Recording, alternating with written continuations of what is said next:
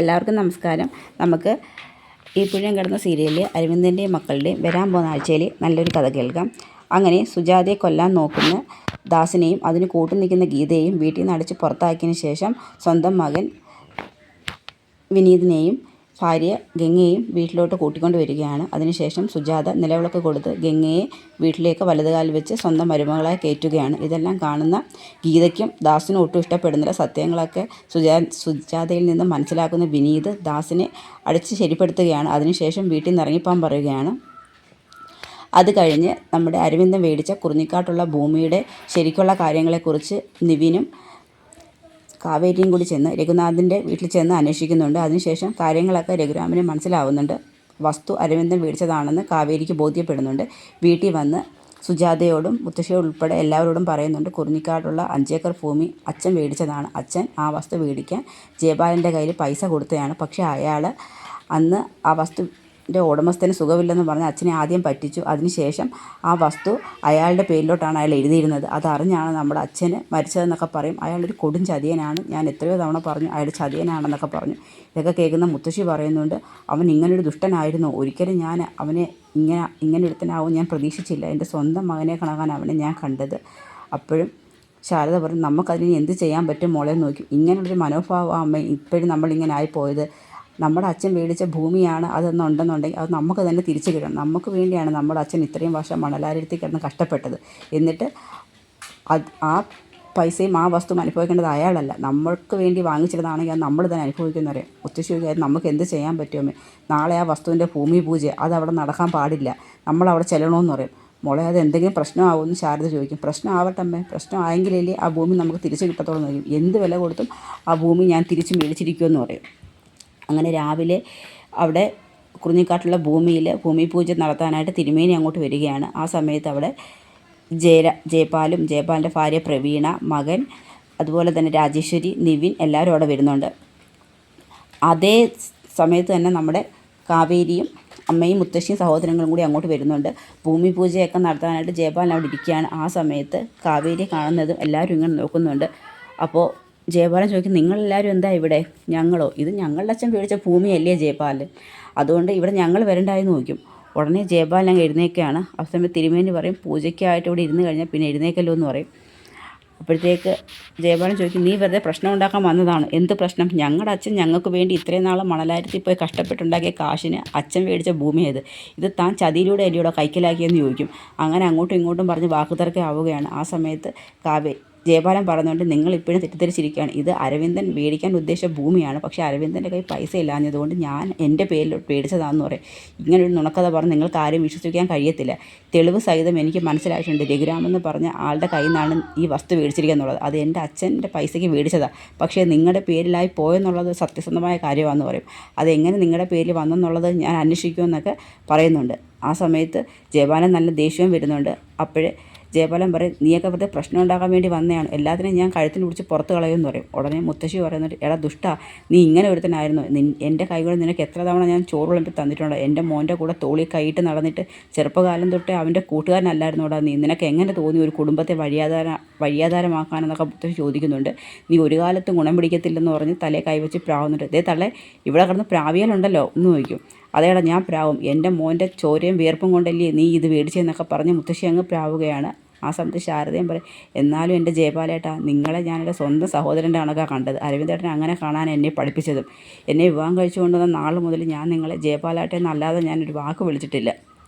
അരവിന്ദേട്ടൻ്റെ മരണത്തിന് ശേഷം നിങ്ങൾ വീട്ടിൽ വന്ന് പറഞ്ഞത് എന്താ എന്നും, ശാരദ നിനക്കൊരു സഹോദരൻ്റെ സ്ഥാനത്ത് ഞാനുണ്ടാവുമെന്നാണ്. നിങ്ങൾ അതിനുശേഷം ഞങ്ങൾക്ക് വേണ്ടി എന്ത് സഹായമാണ് ചെയ്തു തന്നിട്ടുള്ളത്? എൻ്റെ അരവിന്ദേട്ടൻ കഷ്ടപ്പെട്ടുണ്ടാക്കിയ പൈസയ്ക്ക് നിങ്ങൾ ഈ വസ്തു മേടിച്ച് സുഖിച്ച് ജീവിക്കാമെന്ന് കരുതിയോ? എൻ്റെ അരവിന്ദേട്ടൻ്റെ ആത്മാവ് പോലും നിങ്ങളോട് പൊറുക്കത്തില്ലെന്ന് ശാരദ പറയും. അപ്പോഴത്തേക്ക് പ്രവീണ ജയപാലിൻ്റെ ഭാര്യ പറയും, നിങ്ങളെല്ലാവരും കൂടി വെറുതെ ഇവിടെ വന്ന് പ്രശ്നം ഉണ്ടാക്കുകയാണോ? ശാരദയെ, നീ മക്കളെയും അമ്മയും വിളിച്ചുകൊണ്ട് ഇവിടുന്ന് പോകാൻ പറയും. ഉടനെ കാവേരി പറയും, ആൻറ്റി, നിങ്ങൾക്ക് സത്യം അറിയത്തില്ല, നിങ്ങളുടെ ഭർത്താവിനെക്കുറിച്ച് നിങ്ങൾക്കൊന്നും അറിയത്തില്ല. സത്യം അറിഞ്ഞു വെച്ചുകൊണ്ടാണ് ഞാൻ സംസാരിക്കുന്നത്. നിങ്ങളുടെ ഭർത്താവ് പറഞ്ഞ് മാത്രം കേട്ട് മറ്റുള്ളവരെ അളക്കരുതെന്നൊക്കെ കാവേരി പറയുന്നുണ്ട്. ആ സമയത്ത് ജയപാലിൻ്റെ മോനും യമുനയുടെ അടുത്ത് പറയും, യമുനെ, നീ നിൻ്റെ ചേച്ചിയും വിളിച്ചുകൊണ്ട് ഇവിടുന്ന് പോ, വെറുതെ ഇവിടെ പ്രശ്നം ഉണ്ടാക്കല്ലെന്ന് പറയും. ആ സമയത്ത് തന്നെയാണ് നമ്മുടെ നിവിൻ പറയുന്നത്, അങ്കിളെ ഇത് അരവിന്ദൻ അങ്കിളിനെ ചതിച്ചാണോ അങ്കിൾ ഈ ഭൂമി മേടിച്ചത്, അങ്ങനെയാണെങ്കിൽ അത് അരവിന്ദൻ അങ്കിളിൻ്റെ മക്കൾക്ക് തന്നെ തിരിച്ചു കൊടുക്കണമെന്ന് പറയും. ഇത് കേൾക്കുന്നതും ജയപാലന് നല്ല ദേഷ്യം വരികയാണ്. അപ്പോൾ രാജേശ്വരി പറയും, നിവിനെ നീ വെറുതെ മുതിർന്നവരുടെ കാര്യത്തിലൊന്നും ഇടപെടാൻ നിൽക്കേണ്ട, അത് അവർ തമ്മിൽ സംസാരിച്ച് തീർത്തോളും, നീ ആവശ്യമില്ലാത്ത കാര്യത്തിൽ ഇടപെടരുത്, നിനക്ക് ഞാൻ പലതവണ പറഞ്ഞിട്ടുള്ളതാന്ന് പറഞ്ഞ് രാജേശ്വരി നിവിനെ വിലക്കുന്നുണ്ട്. അത് കഴിഞ്ഞ് കാവേരി പറയും, ഞങ്ങളിപ്പോൾ ഇവിടുന്ന് പോകാം, പക്ഷേ ഇതിൻ്റെ സത്യം ഈ കാവേരി തെളിയിച്ചിരിക്കും എന്ന് പറഞ്ഞുകൊണ്ടാണ് കാവേരിയും ഉൾപ്പെടെ എല്ലാവരും വീട്ടിലോട്ട് തിരിച്ച് മടങ്ങുന്നത്. അത് കഴിഞ്ഞിട്ട് ജയപാലന് പൂജയെല്ലാം കഴിയും. പൂജ കഴിഞ്ഞ ശേഷം ജയപാലൻ രാജേശ്വരിയോട് പറയും, എനിക്ക് തീരെ ഇഷ്ടപ്പെടുന്നില്ല അവനെ കാവേരിക്ക് വേണ്ടി സംസാരിക്കുന്നത്, അവൻ എന്തിനാ എപ്പോഴും അവളുടെ പുറമേ നടക്കുന്നതെന്ന് ചോദിക്കും. അത് മറ്റൊന്നും കൊണ്ടും അല്ല ജയപാലേട്ടാ, അവനെ കൊച്ചിലെ തൊട്ട് അറിയാവുന്നില്ലേ, ആ ഒരു അവർ ഇവരുടെ സുഹൃത്തുക്കൾ ജസ്റ്റ് സുഹൃത്തുക്കൾ മാത്രമാണെന്ന് പറയും. സുഹൃത്തുക്കളോ, നീ ഇപ്പോഴും കാര്യങ്ങൾ മനസ്സിലാക്കിയിട്ടില്ല, അവനെ കാവേരി ഇഷ്ടമാണെന്ന് തോന്നുന്നു, അവന് വേണ്ടി ഞാൻ എൻ്റെ മകൾ രാഗിണിയും കല്യാണം ആലോചിച്ചിരിക്കുക, നിൻ്റെ അടുത്ത് ഞാനത് പറഞ്ഞതല്ലേ, എന്നിട്ട് പിന്നെ എന്തിനാ അവൻ അവളുടെ പുറമെ നടക്കുന്നതെന്ന് ചോദിക്കും. ജയപാലേട്ട അങ്ങനൊന്നും ഇല്ല, അവർ തമ്മിൽ സുഹൃത്തുക്കൾ മാത്രമാണെന്ന് പറയും. ശരി, ഞാൻ അവന് വേണ്ടി ഈ പ്രോപ്പർട്ടി മേടിച്ചിട്ടിരിക്കുന്ന പോലും, എൻ്റെ മകളെ വിവാഹം ചെയ്ത് നാക്ക് വേണ്ടി കൊടുക്കാനുള്ള ഒരു വിവാഹ സമ്മാനമാണ് ഈ 5 ഏക്കർ ഭൂമി, എൻ്റെ സ്വപ്നമാണെന്ന് പറയും. അത് നമ്മൾ തീരുമാനിപ്പിച്ച് ഉറപ്പിച്ചതല്ലേ, രാഗിണി സ്റ്റേറ്റ്സിൽ നിന്ന് വന്നു കഴിഞ്ഞാൽ ഉടനെ നിവിൻ്റെയും രാഗിണിയുടെയും വിവാഹം, എന്താ പോരെ, അതും മതി, പക്ഷേ അതിനു മുമ്പ് ആ കാവേരി ഒന്ന് നിലയ്ക്ക് നിർത്തണമെന്ന് പറയും എന്ന് പറയും. അത് കഴിഞ്ഞിട്ട് പിന്നെ കാണിക്കുന്നത് നമ്മുടെ കാവേരിയുടെ വീടാണ്. അവിടെ ശാരദ ഇങ്ങനെ നിൽക്കുകയാണ്. ആ സമയത്താണ് രാജേശ്വരിയും ജയപാലും കൂടി വീട്ടിലോട്ട് വരുന്നത്. ഉടനെ ശാരദ ചോദിക്കും, എന്താ വേണ്ടെന്ന് ചോദിക്കും. മകളെ നിലയ്ക്ക് നിർത്താൻ പഠിക്കണമെന്ന് പറയും.